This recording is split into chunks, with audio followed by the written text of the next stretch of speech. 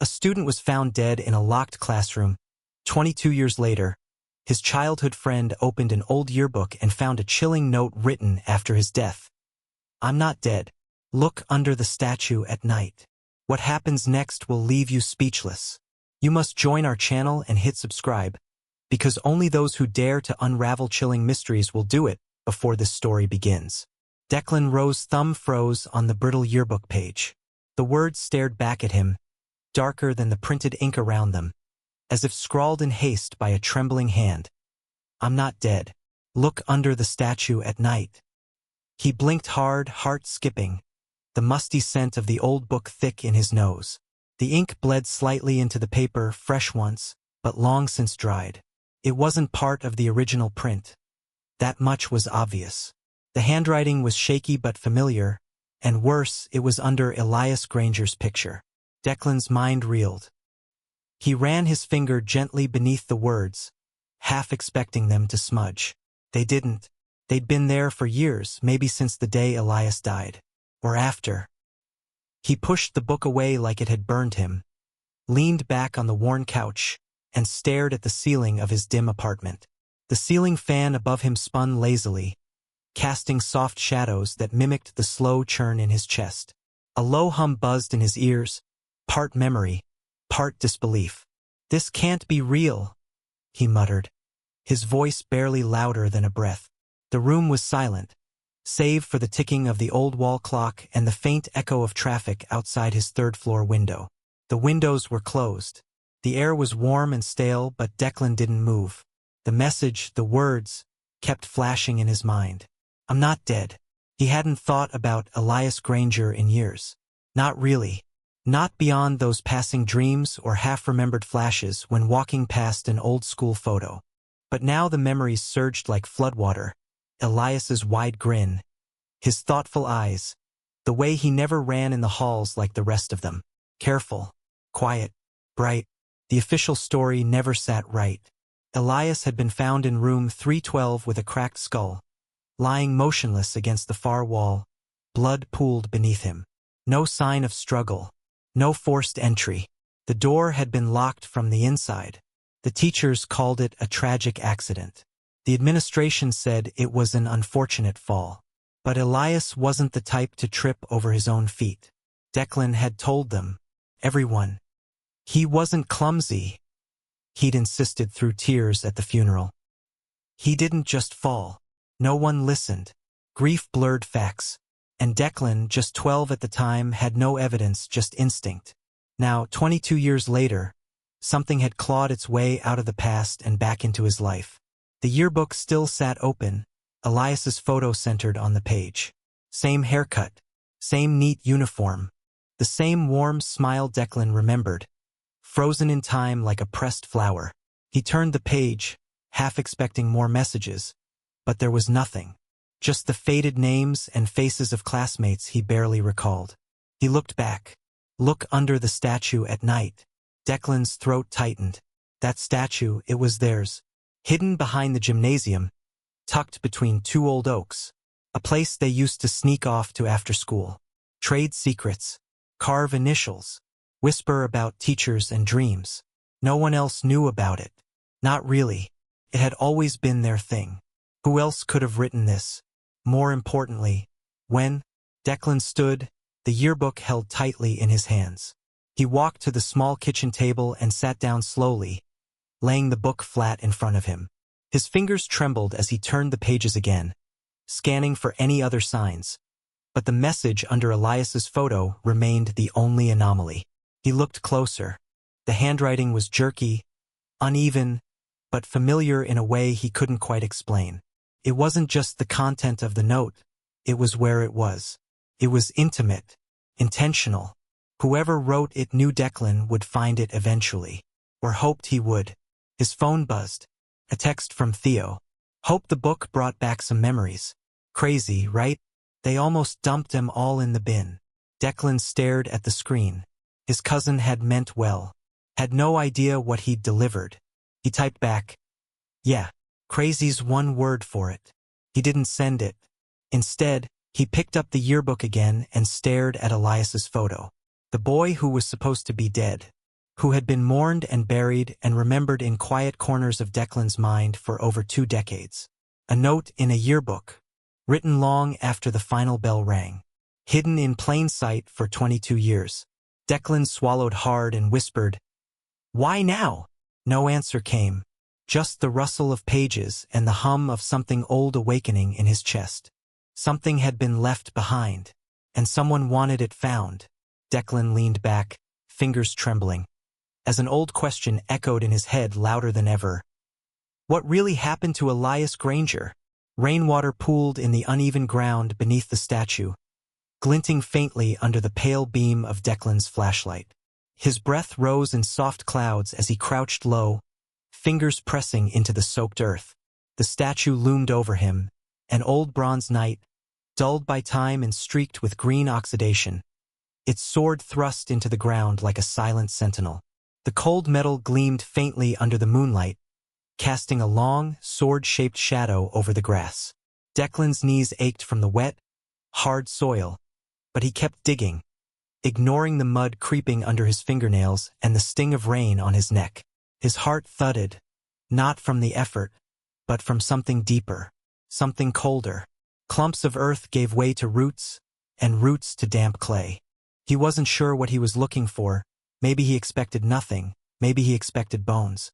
Then his fingers struck something metallic. He froze, breath caught in his throat. Carefully, he scraped around the object, revealing the rusted edge of a small tin box, about the size of a paperback novel.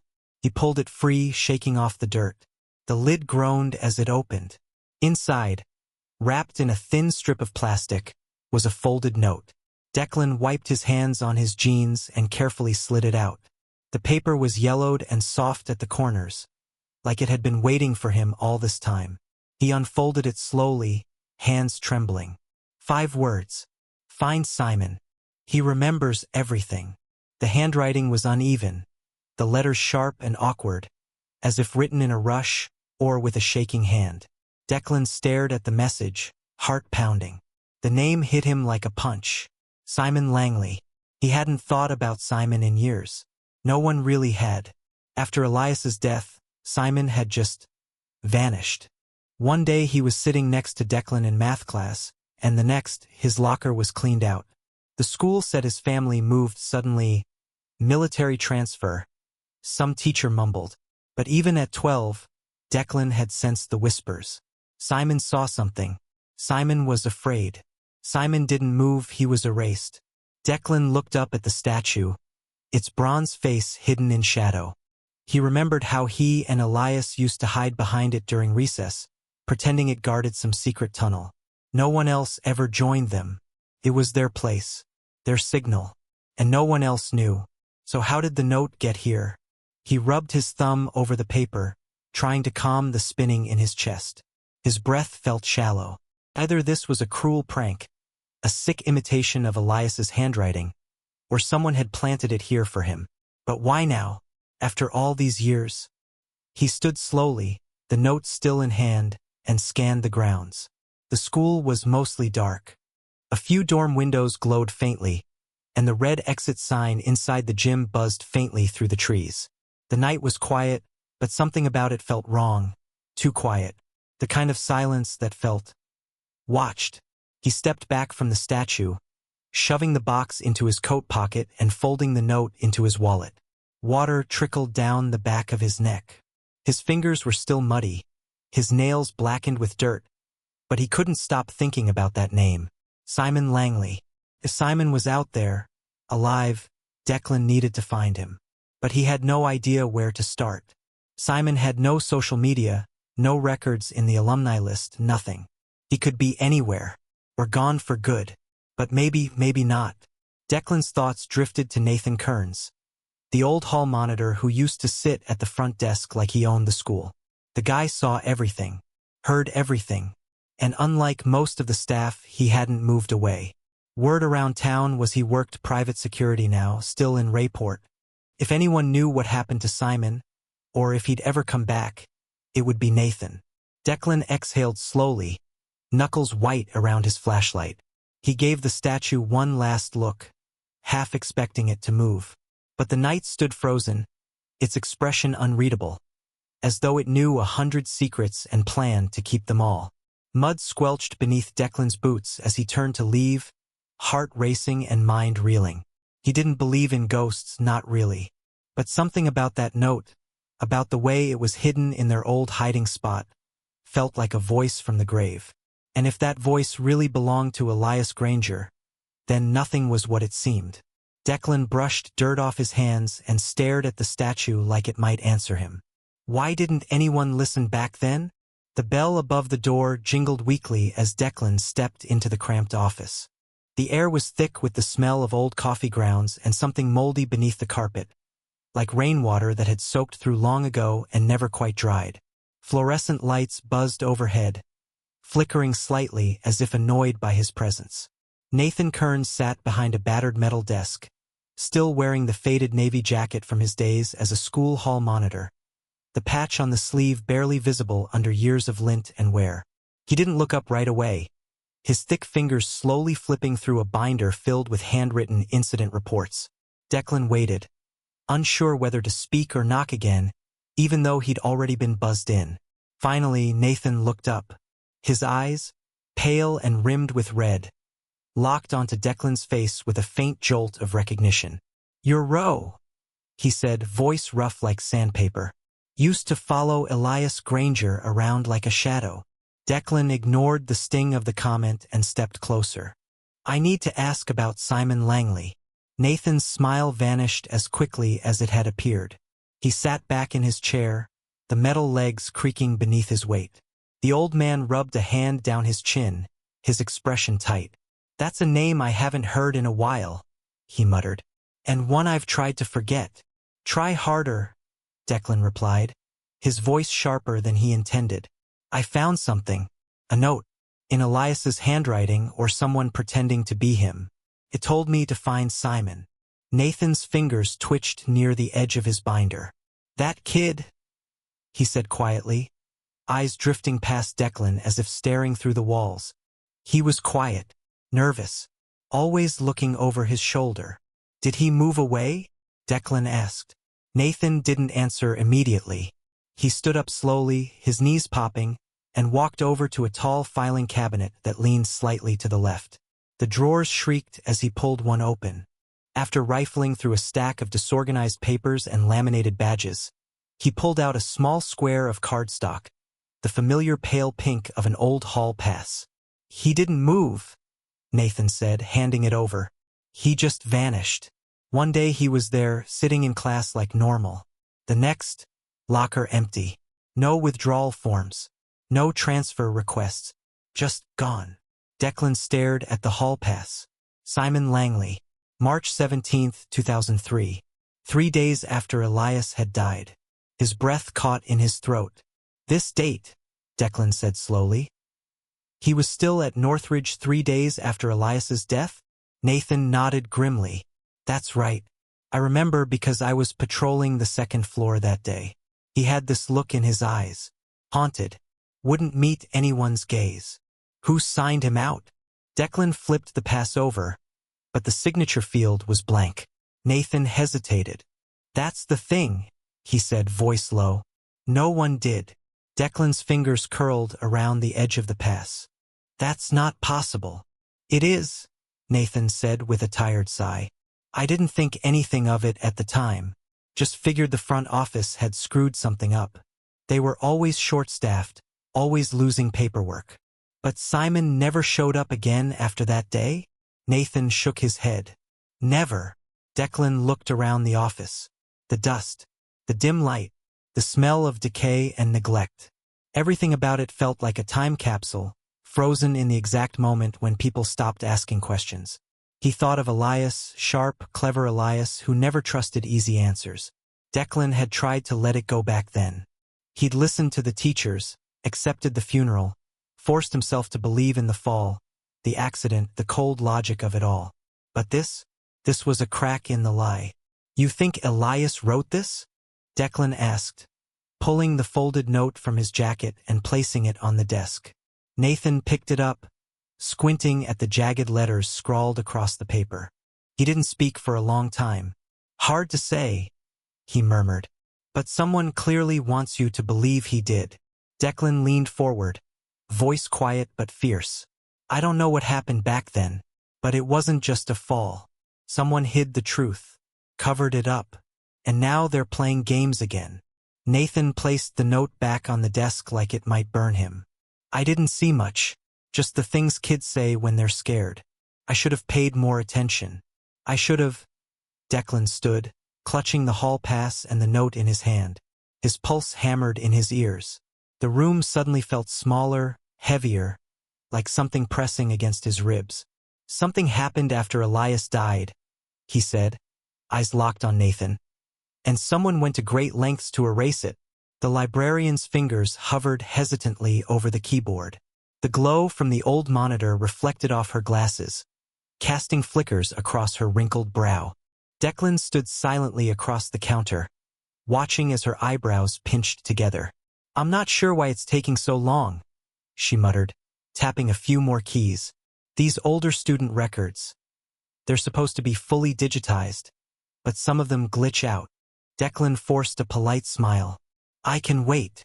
She glanced at him, then back at the screen. Langley Simon. Class of '03, you said. Yes. The record finally loaded. Declan leaned forward. The screen showed nothing but a bare-bones template. Name, Langley Simon. Grade, 7. Class year, 2003. Everything else was blank. Address, redacted. Parent names, removed. Emergency contact, none. That's odd, the librarian said softly, clicking through the tabs. No photo, no guardian info. It's as if. She stopped mid-sentence, squinting at the footer. Declan tilted his head to see what had caught her attention. At the bottom, stamped in block red letters. Restricted, admin only. Why would a 7th grader's file be locked like that? He asked, voice low. The librarian gave a tight-lipped shrug. I don't know. That's above my level. Declan thanked her and walked out of the library, his mind spinning. Simon had only existed in that single year. No records before, no records after. No family. No trace. Just a hollow shell of enrollment buried beneath a restriction tag no middle school file should ever have.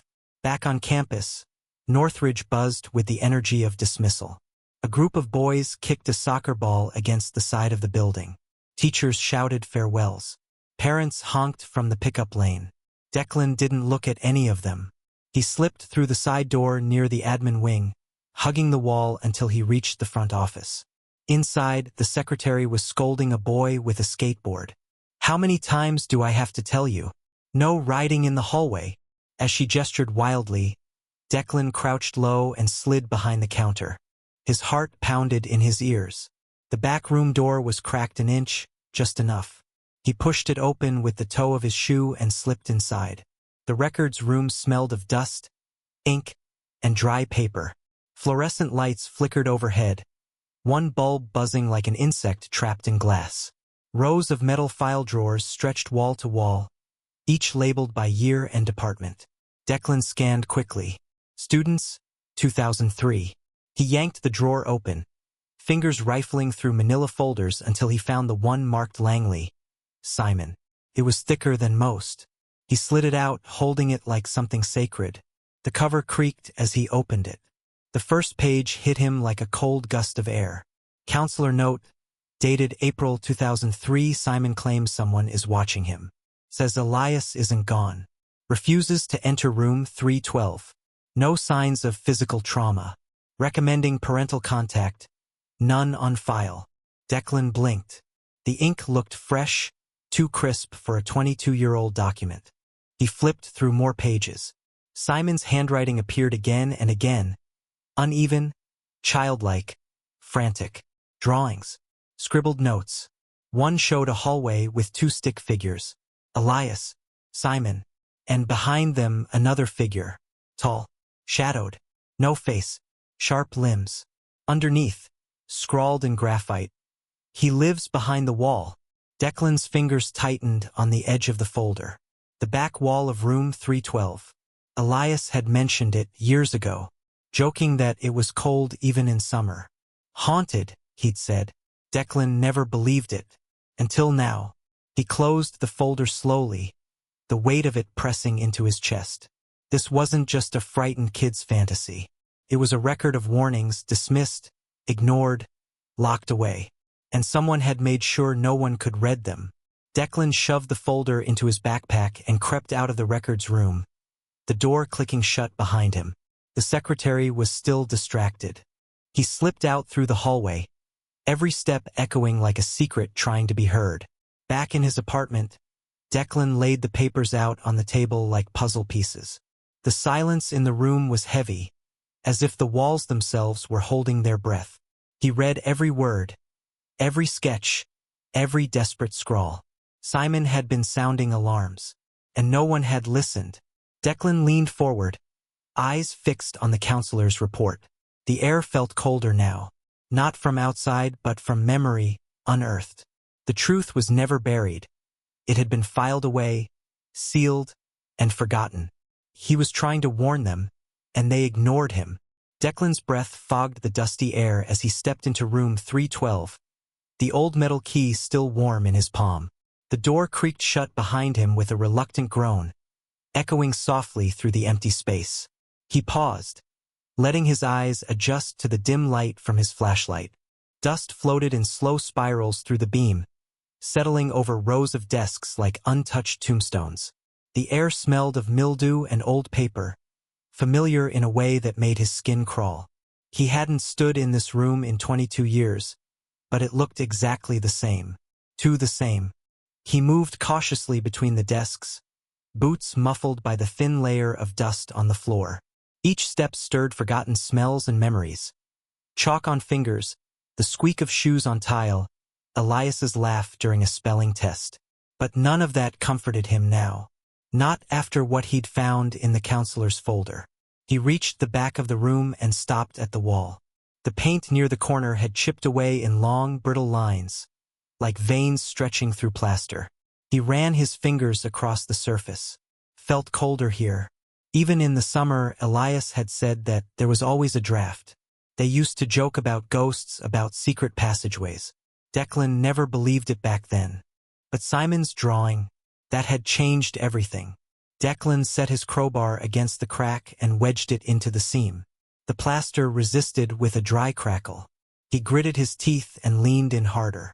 The wall gave with a sudden pop, sending flakes to the floor. He stepped back, heart pounding. A narrow crawl space had been hidden behind the panel, barely wide enough for a child to slip through. Cobwebs clung to the frame like fragile warnings, and something metallic caught the edge of the flashlight's beam. Declan knelt, ignoring the sting of dust in his eyes. He reached inside, brushing past broken drywall and brittle insulation.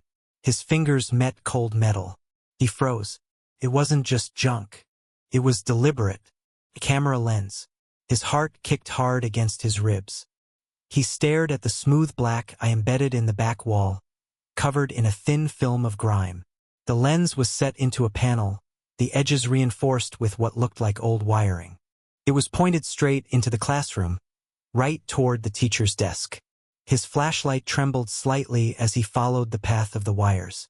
They disappeared into the ceiling, thin as veins, pulled taut with purpose. Someone was recording inside this room, he whispered aloud, as if saying it would make it more believable. The ceiling tile gave way with a dry, metallic snap, sending dust into Declan's face as he hoisted himself up into the dark. His flashlight flickered against a narrow crawl space, low pipes, spiderwebs clinging to the joists, insulation curling at the seams. The air smelled of rust and mildew. Every movement sent muffled echoes through the bones of the old building.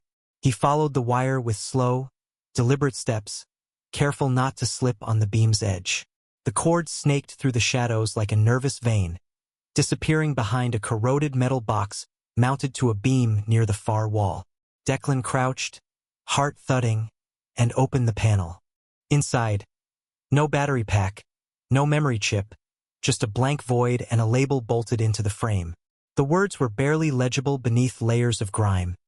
Property of Roth Division. Do not remove. His breath caught. Roth Division. That wasn't any school department, he remembered. He raised his phone, snapped a picture, and lowered the panel gently, hands shaking. Sliding back down through the tile, Declan landed softly on the dusty tile floor of room 312. The room swallowed his footsteps as he crossed to reseal the wall panel he had pried open earlier.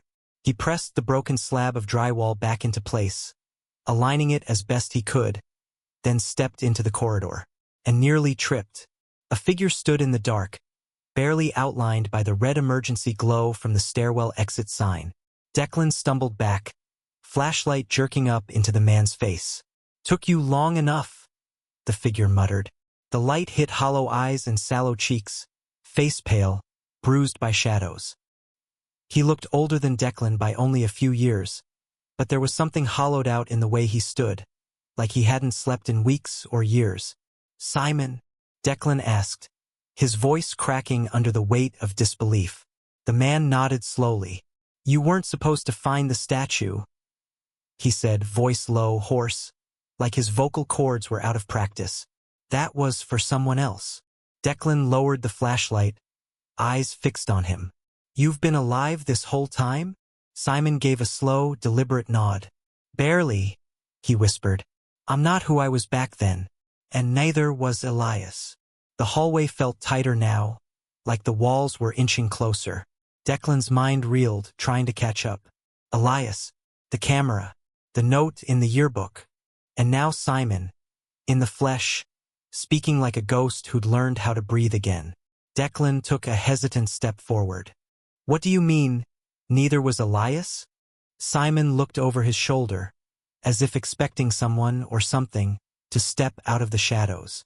His fingers fidgeted with the frayed drawstring of his hoodie. "You broke the wall," he said. "That means he'll know we're talking." Declan furrowed his brow. "Who?" Simon turned his gaze to him, eyes sharp now, focused. The man he had once known as a quiet, awkward boy was gone. In his place was someone wary, watchful. The reason Elias pretended to die. They sat in Declan's car, the windows fogged slightly from the cold night air and their breath. The dashboard clock blinked 11:14 p.m., casting a soft green glow across the worn interior. Outside, the streets of Rayport lay quiet and empty, the school looming behind them like a sleeping giant. Declan's hands were tight around the steering wheel, even though the engine was off. His knuckles were white. Simon sat in the passenger seat, hunched beneath his hood, fingers tapping nervously against his knee. His voice, when it came, was barely more than a whisper. "Roth Division isn't part of Northridge," he said. "It never was." Declan turned to him, brow furrowed, waiting. "It's not a school group," Simon continued, staring straight ahead. "It's private. Government, maybe, or something pretending to be. I never got the full picture, none of us did. We were just watched. Me, Elias, a few others. They tracked us, logged what scared us, how we reacted. They wanted to see how our minds worked under pressure. Room 312 wasn't just a classroom, it was a lab." Declan felt his pulse quicken. "What kind of lab?" Simon exhaled slowly. "They called it a stress environment, monitored by hidden cameras, mic'd walls. Even the assignments weren't real. They gave us fake tests, timed questions designed to break us down. Elias figured it out first, said things didn't add up, that the cameras never blinked, even when class wasn't in session. One day, he told me he'd hacked into their system, said he saw the raw footage. All of it." The silence between them thickened. Declan's breath caught in his throat. He tried to picture Elias at 12, skinny, sharp-eyed, always asking questions nobody wanted to answer. "And then he died," Declan muttered. Simon's lips twitched. Not a smile, a grimace. That's what they wanted everyone to believe. But Elias, he was always 10 steps ahead. He swapped the camera feeds, used a staged fall, recorded it in advance. When they tried to neutralize him, they thought it had worked. But he'd already disappeared. Left signs only I would notice. That statue? The yearbook? He was leaving messages. And I didn't follow them. "Why?" Declan asked, more forcefully than he intended. Simon looked at him then, really looked at him. His eyes were glassy, hollowed by time and fear. Because I was scared. Because I knew what Roth did to the ones who resisted. Elias outsmarted them once. I knew I couldn't, so I ran. I vanished. I kept my head down. Changed towns. Changed names. Declan sat back, trying to take it all in. The weight of 22 years pressing hard on his chest. Why now? He asked. Why come back after all this time? Simon lowered his gaze. Because someone's turned the system back on. Declan blinked. What? That note in the yearbook? That wasn't just old ink. It was new. Recent. Someone reactivated the program. And that statue, it was a marker. Elias used it for more than hiding things. It was like a beacon. A switch. Simon rubbed his hands together, as if trying to warm them, but the shaking wouldn't stop. You found the note. That means the game's restarting. Declan's throat went dry. You think he's still alive? Simon looked up slowly. If he is, he's going to need help. Real help. Declan stared out the windshield, the streetlights casting pale halos in the mist. His heart thundered, but something else stirred beneath the fear. Resolve. Elias had been his best friend. The kind who stayed late after school to help you study, who kept your secrets, who made you feel like the world wasn't so heavy. If there was even a chance he was out there, alone, hunted, Declan wasn't about to ignore it. Then we find Roth, he said. We find out who's behind it. Simon gave a bitter, quiet laugh. You don't find Roth. They find you, and you just told them you're playing. If that moment sent chills down your spine and tightened your chest, don't stay silent. Subscribe and become a member, because some secrets refuse to stay buried. The trailer creaked under a gust of wind as Declan hunched over the fold-out table. Papers spread in uneven piles across its scratched surface. The light above him flickered, a battery-powered lamp, its glow weak but enough. Rain tapped lightly on the metal roof, adding a dull rhythm to the silence. Simon sat by the window, arms crossed, eyes scanning the edge of the woods beyond. Neither had spoken in over an hour. Declan's finger paused over a line of text on a worn document. Dr. Lawrence Vett, Educational Consultant, 2003. He frowned. The name had come up twice now, once in an old staff memo, again in a counselor's report dated days after Elias's supposed death. Yet no online search yielded anything. No articles. No staff directories. No LinkedIn profiles. It was as if Dr. Vett had never existed. This guy's a ghost, Declan muttered. Simon looked up slowly. What name? Vett. Lawrence Vett. Supposedly worked with the school the year Elias died. But nothing checks out. Simon rose and walked over, his face tight with fatigue. He picked up one of the counselor's reports, scanned it, then another, then a third. After a minute, his eyes narrowed. Look at this, he said, tapping the top corner of each page. Every paragraph on these 5 starts with a letter from his name. VTTL. Declan's eyes darted across the pages. He blinked. You think that's on purpose? Simon nodded, mouth set. It's not a name. It's a password. Declan's mind jumped. A signal, he whispered, then turned toward his laptop. You said the old Northridge staff server still has files stored locally, right? Simon grabbed a portable antenna and connected it to the laptop. Yeah, it's not online anymore, but the storage node was never wiped. If someone buried something, that's where it'd be. Declan entered the password, VETTL, into a hidden admin prompt Simon had taught him to access. The screen flashed. Then the folder appeared. Maintenance logs, archive, restricted. Inside were dozens of documents, most labeled with maintenance codes and boiler specs. But 3 stood out. One was a blueprint of room 312. Another, a list of staff evaluations. The third was a folder named Interview Transcripts, Confidential. Got something, Declan said. Simon pulled a chair beside him. They opened the transcript folder. Each file was dated, tagged by room number. One caught Declan's attention immediately. 312_0404 Supervisor Thorn, TXT. The file opened in a basic viewer. A single-page transcript appeared. Declan read aloud. Supervisor Thorne. Subject E. Granger displayed high-level resistance. Neutralization incomplete. Simon Langley showed breakdown. Reassignment recommended. The air inside the trailer felt heavier suddenly, as if something invisible had entered with the words. Simon leaned back, jaw clenched. Neutralization incomplete, he said quietly. Declan's voice was barely above a whisper. Elias escaped. Simon didn't argue. He just nodded, eyes distant, as if he had always feared this but never let himself say it aloud. I thought maybe. I hoped. But if they couldn't neutralize him... Declan scrolled down, but there was nothing more. No signatures. No official stamp. Just that chilling assessment written like Elias was a failed lab result, not a person. He slammed the laptop shut, unable to stare at it any longer. And this Thorne guy, he said, standing, pacing. He was calling the shots back then? Simon nodded once. Yeah, we didn't know his name at the time. Just his voice. Cold. Precise. He didn't talk to kids. He talked about us. Declan's heart was pounding now, more from anger than fear. So if Elias made it out, why hasn't he come back? Why didn't he contact someone? Simon's eyes were steady. Because Thorne's still out there. And if he finds out you're poking around, he'll finish what he started. Declan stared at the screen. Then we stop hiding. We bring Roth down. And we find Elias. No matter what it takes.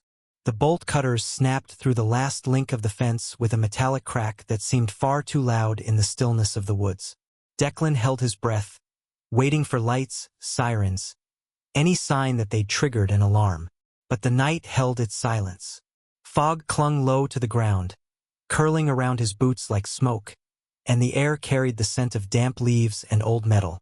He glanced at Simon, whose face was pale in the moonlight, jaw tight, hands clenched into fists at his sides. That's it, Simon said quietly, his voice barely a whisper. That's where they took me. Declan followed his gaze. Beyond the brush and half-collapsed fencing stood the facility, square, squat, and windowless. It looked abandoned from the outside, the kind of place no one gave a second look. Weeds choked the perimeter. A rusted sign leaned sideways, barely legible. Rayport Water Processing Unit 2. But there were no pipes, no tanks. And the permits Theo had found, secured fencing, soundproof walls, 24-hour generator. None of that sounded like a standard water plant. Declan adjusted the strap of his backpack and pulled out his flashlight. Drain tunnels this way, he said. Simon didn't move. Hey, Declan said, turning to him. You okay? Simon's eyes were fixed on the building, but his mind was clearly elsewhere. I swore I'd never come back here, he murmured. Not even in dreams. Declan placed a hand on his shoulder. We don't have to do this. Simon shook his head. We do. If Elias went through what I did worse even, we need to see it. We need to know. They crawled through the drainage tunnel on their stomachs, the flashlight beam bobbing ahead like a will-o'-the-wisp in the dark. The concrete was slick with moss and runoff, and the stench of old water clung to every breath. It took them 15 minutes to reach the metal grate at the end. It had already been pried open, by who or when, they couldn't say. A chill crawled down Declan's spine as he pushed it aside. The tunnel opened into a subbasement of the facility. The moment they stepped inside, the temperature dropped. The air was dry, unnaturally still, and carried the faint scent of antiseptic, like an old hospital that had been scrubbed one too many times. The walls were concrete, unpainted, and lined with thin black pipes that disappeared into the ceiling. Fluorescent lights flickered overhead in long, uneven pulses. Simon walked a few steps ahead, flashlight trembling in his grip. It's the same, he whispered. Nothing's changed. They turned a corner and entered a long hallway lined with glass rooms. Each one was small, no more than 10 feet by 10. The doors were steel, fitted with biometric panels, now rusted but once high-grade. Each glass wall had a name etched into the frame. Most were faded beyond recognition. Declan's stomach turned as he stepped closer to the first one. Inside, a broken chair lay on its side. The walls were covered in numbers, drawn with something that looked like chalk, but it didn't wash away, even under years of grime. He moved to the next room. A single cot, a thin blanket folded with surgical precision. The next had nothing but a drain in the center of the floor. The smell in that one made him recoil. Simon stood frozen in front of the fourth door. His lips moved, but no sound came. Declan stepped beside him and read the name etched in thick, clean lines. E. Granger. Declan's breath caught. The room was empty. No bed. No markings. No signs of struggle. Just silence. The glass was pristine, untouched by time, as though someone still cared enough to clean it. They didn't just test him, Declan whispered. They caged him. The room marked E. Granger was cold. Declan stepped through the steel-framed doorway, his boots scuffing against the chipped tile floor. The fluorescent lights overhead buzzed weakly, flickering just enough to cast unsteady shadows along the walls. His breath caught in his throat as he scanned the small room, metal cot, desk bolted to the floor, a thin, moth-eaten blanket curled into the corner like it had given up. But the room was empty. No Elias. No signs of recent life. Only the name still etched into the glass window of the door, its letters faded but unmistakable. Simon followed close behind, his voice barely a whisper. "He's not here," he muttered, though the tremor in his voice suggested he'd already known. Declan nodded slowly, then turned his gaze down the hallway. The other rooms were visible through narrow windows, some open, some shattered. Faint light spilled out from one of them, stuttering like a dying signal. Without a word, Declan moved toward it. Inside, the air was heavier. Dust floated in lazy swirls through a shaft of pale red light. The room smelled of mildew, scorched wires, and something sour, like old sweat soaked into the walls. A broken chair lay on its side, one leg snapped clean off. Scattered across the floor were loose sheets, crumpled diagrams, and a small black notebook with frayed edges. Simon bent down, flipping through it quickly. His brow furrowed deeper with each page. "These were assignments," he said, voice low and tight. "Puzzles, moral tests, psychological triggers. They faked scenarios, injuries, disappearances, even deaths. They watched how kids responded, how much they'd believe." He shook his head. It wasn't a school. It was a lab. Declan crossed to a battered cabinet in the corner. His hinges squeaked as he opened it.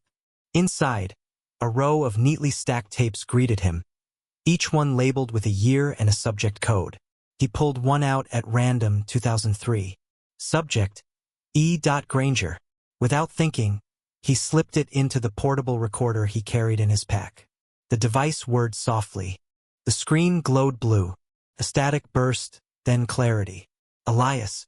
Thinner. Older. His hair was shorter, his face more angular, as if the years had chiseled away the softness of childhood and replaced it with something sharper.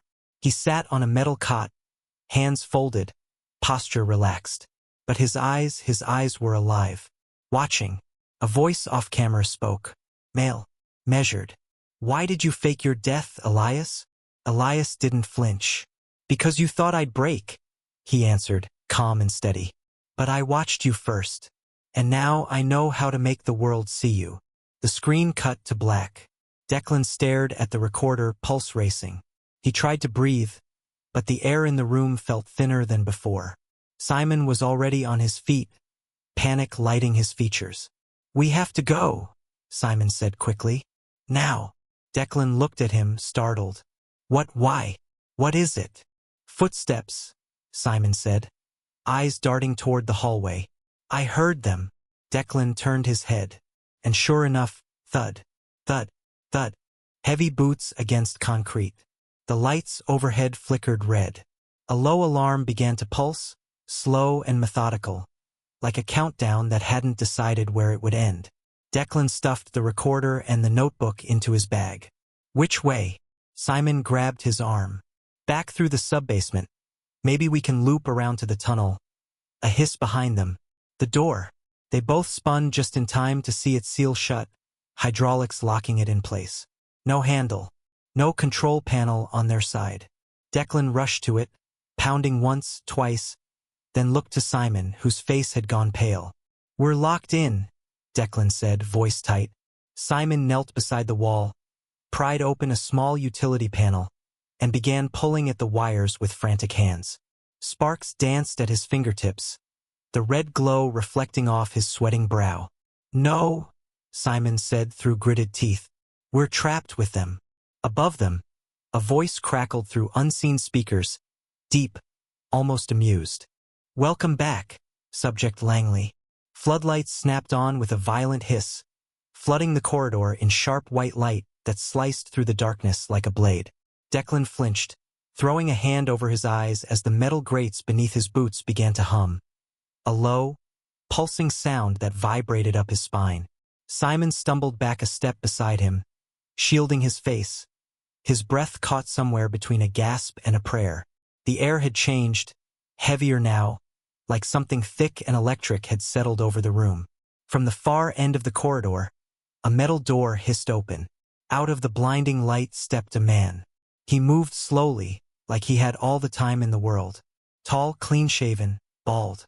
A black coat draped over his frame like it belonged to another era, military, maybe. Functional. Intimidating. His eyes, flat and unreadable, scanned the two men like they were little more than insects under glass. His name tag gleamed under the lights. Thorn. Simon's face turned pale. Declan could feel the tension coiling off him like heat from a furnace. Simon's jaw clenched. His body held rigid. Eyes locked on the figure as though confronting a nightmare that had clawed its way out of memory. "You shouldn't have come back," Thorn said. His voice was low and sandpaper rough, almost casual in its menace. But then again, neither should Elias. He took another step forward, hands behind his back, expression as calm as a man reading a weather report. "He was always your shadow, wasn't he, Simon?" Simon didn't speak at first. His lips parted slightly, breath trembling as if pulled from somewhere deep inside. Then his voice came, quieter than usual but sharp-edged. "Where is he?" Thorn's head tilted slightly, the corners of his mouth lifting into a crooked, cold smile. "Everywhere. Now." The words landed with a sickening weight. Declan felt it twist in his gut. He reached into his coat and pulled out the old recorder, pressing his thumb down on the play button. A click. Then the familiar voice emerged from the speaker, older, but unmistakable. "I know how to make the world see you." The sound echoed through the corridor, bouncing off the steel walls like a ghost dragging its chains. For the first time, Thorn's confidence faltered. His smile stiffened, eyes narrowing. "Where did you get that?" he asked. His voice lost some of its smoothness. Declan didn't answer. He simply stared, heart pounding in his chest like a warning drum. Thorn's steps quickened. "He was a failed prototype," he said, words bitter now, tinged with disdain. "You're digging up ghosts. You don't even know what he's become." The floor beneath them gave a low groan. Then a steady vibration began. Declan felt it through his soles. Somewhere behind the walls, machinery had stirred awake. Simon backed away, shoulders brushing against Declan's. His voice was thin, almost cracking. "They built something from his mind, didn't they?" Thorn's eyes gleamed. He didn't deny it. He nodded, slow, deliberate. "We enhanced his instincts," Thorn said, almost proudly. "Turned him into a signal, a trigger, something that doesn't break under pressure, doesn't hesitate. Pure adaptability, pure control." Declan's breath caught. "You turned a child into a program?" Thorn's mouth twitched. "No," he said, voice dark and final. "We turned him into a weapon." Declan's boots slapped against the metal flooring as he sprinted down the dim corridor, heart hammering, lungs burning. Behind him, sirens wailed, and the shrill buzz of security drones echoed like a swarm closing in. Red lights pulsed across the walls in rhythmic waves, painting everything in a frantic hue. "Faster!" Simon shouted from ahead, already shoving open the steel door to the loading bay. Declan didn't answer. He couldn't. He clutched a backpack stuffed with files, tapes, documents, anything not bolted down that looked like proof. His breath came in sharp, ragged bursts as he stumbled into the open space behind Simon. The air in the bay was sharp with the smell of gasoline and cold metal. To the left sat a battered security van, its front grille cracked and paint chipped. "That'll have to do," Simon muttered, yanking the door open and diving under the steering column. Declan dropped the pack in the back seat and reached for the glove box, fumbling more out of instinct than purpose. The latch gave way with a pop, and a small plastic case slid forward, catching the light. He grabbed it. Labeled in neat, block letters was a phrase that froze him in place. Granger Reboot. He stared at the drive, pulse skipping. "Simon," he said, voice tight. "Look at this." Simon glanced up, wires clenched between his teeth. The second he saw the label, his expression shifted, from tension to something deeper. Fear. Awe. Grief. "He's in here," Simon said, barely above a whisper. This is what they turned him into. The engine sputtered to life as Simon crossed wires.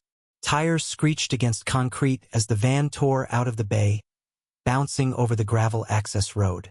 Floodlights behind them blinked on, sweeping across the treeline. A burst of static crackled over unseen speakers, but neither of them looked back. Declan gripped the drive like it might vanish. He didn't ask what came next. They both knew. An hour later, the van creaked to a halt inside an old barn that sat hunched in the woods outside Rayport, long abandoned and forgotten. Moonlight filtered through warped slats in the roof. Dust swirled with every breath. Declan dragged a toolbox over to a rotting workbench and pulled out his laptop. The barn smelled of mold and old oil, but it was quiet, mercifully, finally quiet.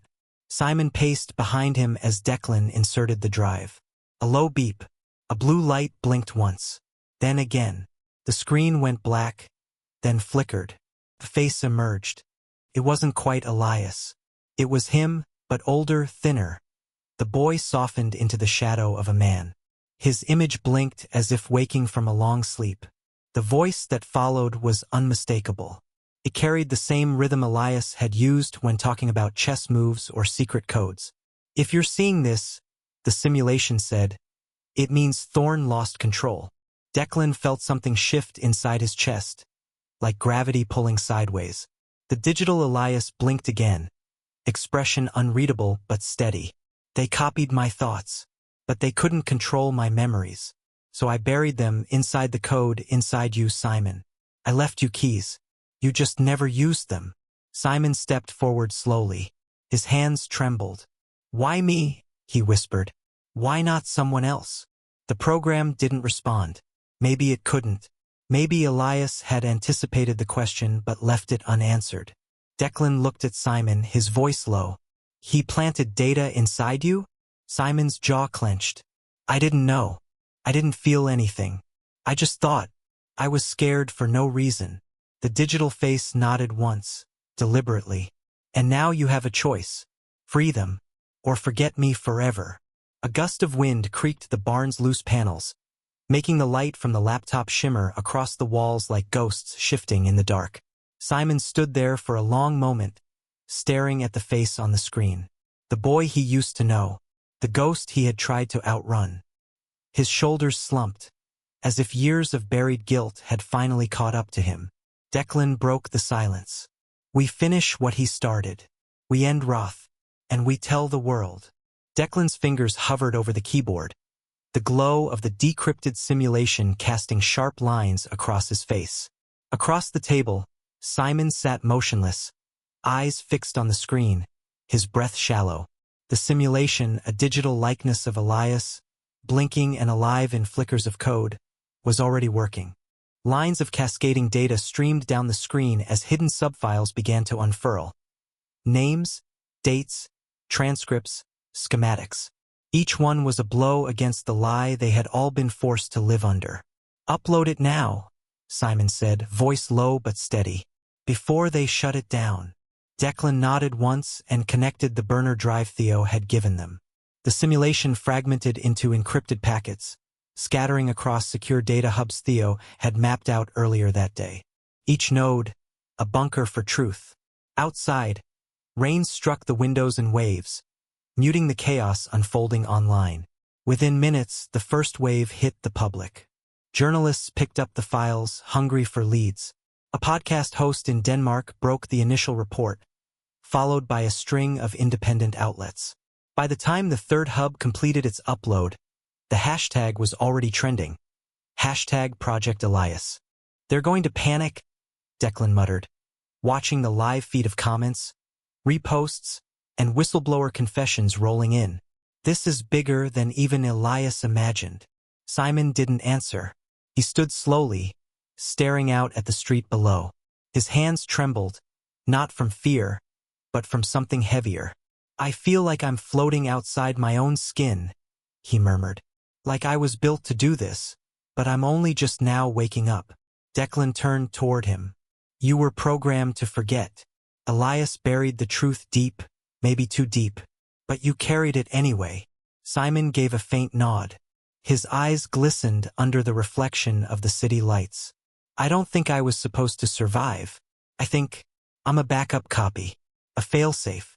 The room went still. The hum of the servers, the steady tapping of distant rain, the distant screech of tires, everything seemed to hold its breath. Then the warning came. Theo's message blinked onto Declan's laptop in bold red type. They're coming. Not for you. For Simon. Declan's chest tightened. We have to move. Now. Simon remained by the window, gaze unshaken. They don't care about me, he said, voice suddenly calm. They care about what's inside me. Then we wipe it before they get the chance.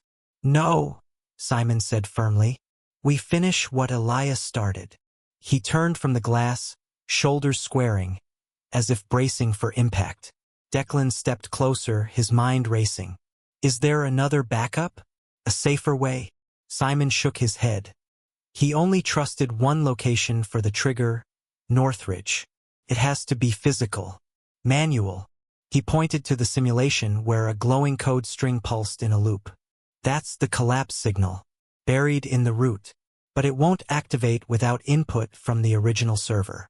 Declan's stomach dropped. Room 312. Simon nodded. They started it there.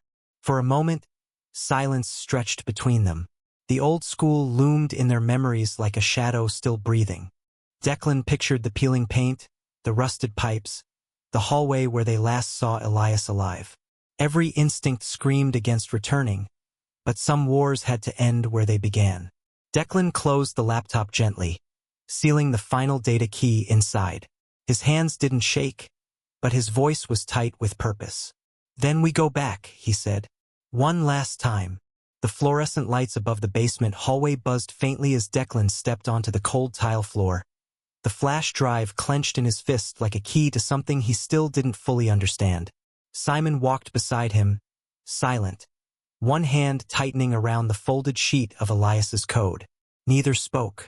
The air was dry, metallic, and heavy with the scent of dust and aging wires. Every creak underfoot echoed like a warning. They turned the last corner. The server room door stood open. Declan's gut twisted. Inside, the room pulsed with an eerie glow, flickering monitors casting shadows against the racks of old computers that lined the walls like rusted sentinels. A soft humming filled the air, not mechanical, but low and almost human, like a whisper trapped inside a box. Declan moved forward cautiously, and Simon followed, his breath shallow, uneven. Then Declan saw him. At the far end of the aisle, standing between two towers of dormant servers, was a man, tall, bald, and motionless. His black coat hung like a curtain from his frame. The name tag clipped to his chest shimmered under the monitor's glow. Thorn. His face bore no expression. He didn't flinch, didn't even raise a hand. You're late, Thorn said, his voice calm, low, and devoid of emotion. But I suppose you found what he wanted you to find. Simon froze mid-step. What do you mean? He asked, his voice cracking slightly, like it hadn't been used in days. Thorn's eyes narrowed. You think you're saving him, or finishing his mission, but all along you've been walking straight into the ending he designed. He stepped aside. Declan's eyes locked on the monitor behind him. A face flickered to life, older now, but unmistakable. Scar running beneath one eye. Lips cracked. Eyes sharp and aware. Elias. If you're seeing this, the digital Elias said, his voice deeper, steadier. Then the system failed to purge itself. That means I'm still trapped in the code. You have to finish it. Burn everything. Even me. The words felt like stones landing in Declan's stomach. Simon's breath hitched. He took a slow step forward, shaking his head. He's still alive in there, he whispered. He's aware. Elias. He knows. Thorn took a single step toward them, folding his hands behind his back. He built this fail-safe for himself, he said. A last gasp. A way to destroy everything we've created. But you should know the truth if you enter that command. There is no backup. No return. The system collapses. And so does he. Declan swallowed hard, his throat dry. He knew that, he said quietly. He planned for it. Simon glanced down at the code in his hand. His fingers trembled. You don't have to do this, Thorn said suddenly, his voice calm but firm. Walk away. You've done enough. Let the world turn. Simon didn't answer. His eyes locked on the screen. Elias stared back, unmoving. But there was something in his gaze, soft, knowing, final.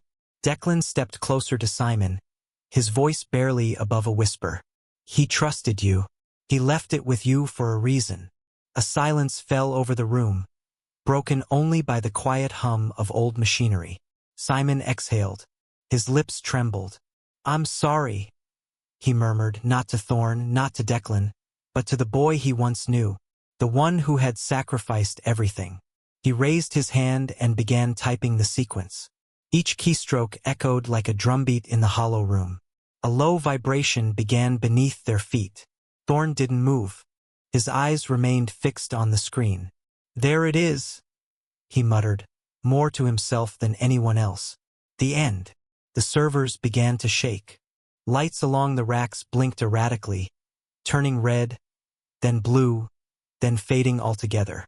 A deep, mechanical hum filled the space as if the entire facility were drawing in one last breath. On the screen, Elias blinked once. Simon reached the final key. Click. The hum stopped. The room went dark. No alarms. No warning. Just pure, absolute silence. Then the monitors died. One by one, the servers blinked out. Roth's archive was gone. And with it, Elias. Declan stood frozen in the dark, the dim emergency lights flickering overhead. The last thing he saw before the screen turned black was Elias's face. Calm, steady, and unafraid. He turned slowly toward Simon, whose shoulders had begun to shake. Declan whispered, You saved more than just us. The past whispers in shadows, and the truth waits beneath the statue. If you stand for justice, courage, and answers, hit subscribe and join the channel. Together we rise. Disclaimer: the story you just watched is fictional. It delves into themes of mystery, lost friendship, and the haunting search for truth long buried by time. Through suspense and emotional depth, it challenges perceptions of closure and the weight of unanswered questions. Its purpose is to provoke thought, ignite curiosity, and explore the powerful bond between memory and mystery.